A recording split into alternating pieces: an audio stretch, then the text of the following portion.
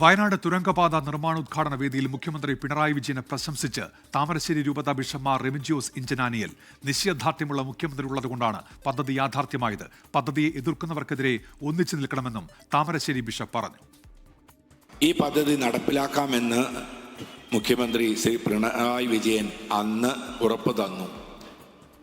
അദ്ദേഹത്തെ പോലെ നിശ്ചയദാർഢ്യമുള്ള ഒരു മുഖ്യമന്ത്രി നമുക്കില്ലെങ്കിൽ ഇത് യാഥാർത്ഥ്യമാകുകയില്ല. അതിൻ്റെ പിന്നിൽ അദ്ദേഹം ഉറച്ചു നിന്നു. ആ ഉറച്ചു നിന്നതുകൊണ്ട് ഇന്നത് യാഥാർത്ഥ്യമാകി.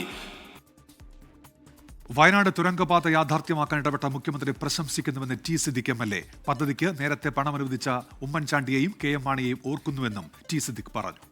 തുരങ്കപാത എന്ന ആശയം ആദ്യമായി 2 കോടി രൂപ നീക്കിവെച്ച് ഈ ജനതയ്ക്ക് സംഭാവന ചെയ്ത ഉമ്മൻചാണ്ടിയും KM മാണിയും നമ്മുടെ മുമ്പിൽ ഈ സന്ദർഭത്തിൽ ജീവിച്ചിരിക്കുന്നില്ലെങ്കിലും അവരുടെ പേരുകൾ ഓർമ്മപ്പെടുത്താൻ ആഗ്രഹിക്കുന്നു.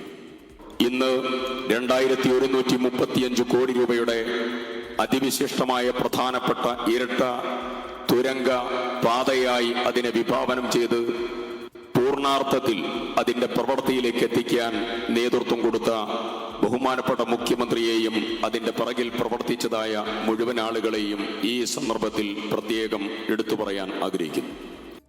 ലോകത്തെവിടെയായാലും ഏത് സമയത്തും 24 വാർത്തകളും ഓഗ്മെന്റഡ് റിയാലിറ്റി പാക്കേജുകളും എക്സ്പ്ലെയിനറുകളും വിശദമായി കാണാൻ ഞങ്ങളുടെ യൂട്യൂബ് ചാനൽ നിങ്ങൾക്ക് സബ്സ്ക്രൈബ് ചെയ്യാം.